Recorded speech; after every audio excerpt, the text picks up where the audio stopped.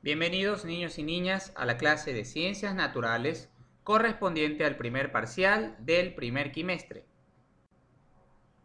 El día de hoy vamos a explorar y describir las interacciones interespecíficas e intraespecíficas en diversos ecosistemas, diferenciarlas y explicar la importancia de las relaciones. Empecemos la clase observando muy bien la imagen. Tenemos allí 4 seres vivos. Cada uno de ellos se relaciona entre sí, como podemos observar las flechas que los van señalando. Empezamos de izquierda a derecha. Tenemos una planta, se relaciona con la mariposa, que es un insecto.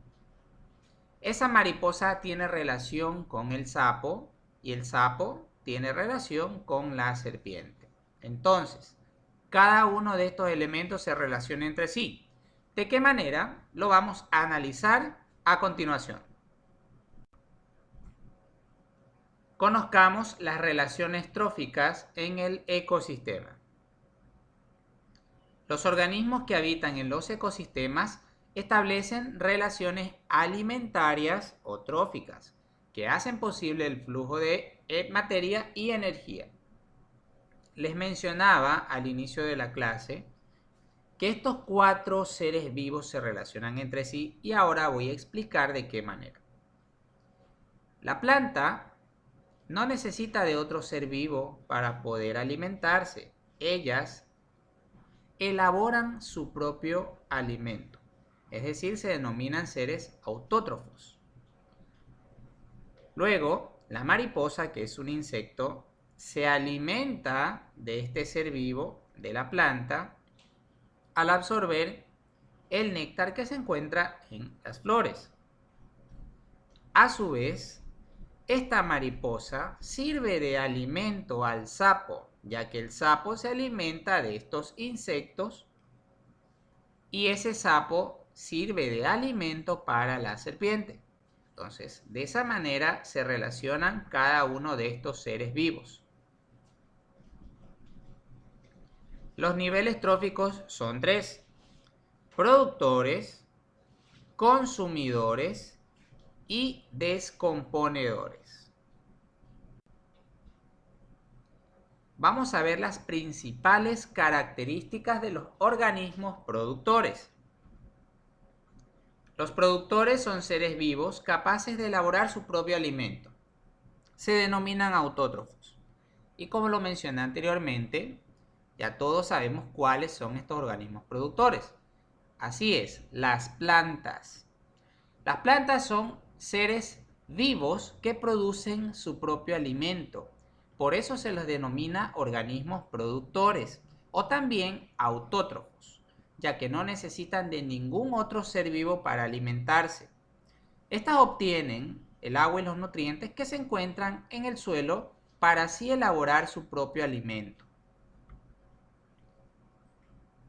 Obtienen la energía para realizar sus actividades y la masa corporal mediante el proceso de la fotosíntesis. Como todos ustedes sabrán, la fotosíntesis es aquel proceso donde la planta, en las hojas, produce su alimento, más conocida como la savia elaborada. Para realizar la fotosíntesis necesita la savia bruta, es decir, los nutrientes que absorbe del suelo, el dióxido de carbono que lo encuentra en el aire y la luz solar. Los organismos productores son las plantas, las algas y las cianobacterias y constituyen el primer nivel trófico. Así es, los productores corresponden al primer nivel en esta cadena trófica. Conozcamos las características de los organismos consumidores. Son organismos heterótrofos, es decir, se alimentan de otros seres vivos. Recuerden que las plantas son organismos autótrofos porque elaboran ellas mismas su propio alimento. En cambio, estos consumidores son heterótrofos. No pueden elaborar su alimento. Necesitan alimentarse de otros seres vivos. En este grupo tenemos a los animales que necesitan de otros animales o a su vez, dependiendo del tipo de alimentación, pueden necesitar de plantas para poder alimentarse. También dentro de este grupo encontramos las bacterias, los hongos, los protozoos y los virus. Los consumidores son los animales, como les había mencionado.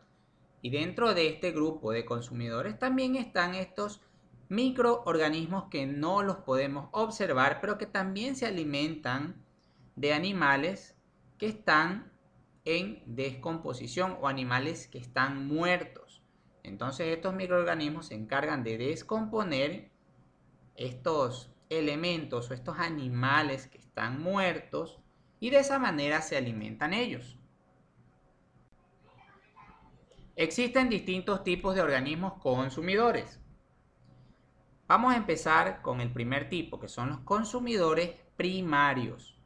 Son los herbívoros que se alimentan de organismos productores, es decir, de las plantas. También pueden alimentarse de las algas o las cianobacterias.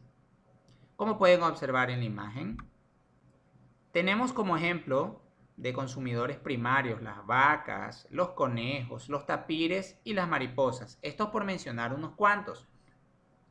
Este grupo constituye el segundo nivel trófico.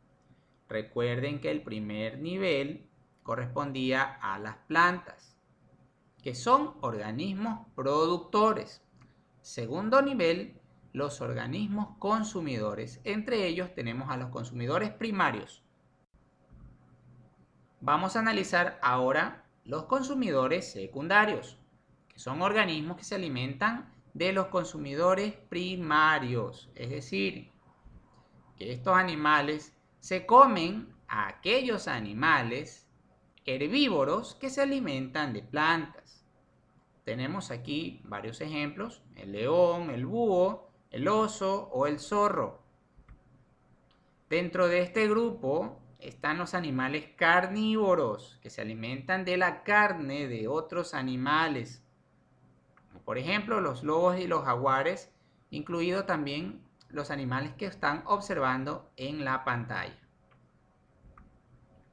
Este grupo constituye el tercer nivel trófico. Entonces, ya vamos avanzando en esta cadena alimenticia.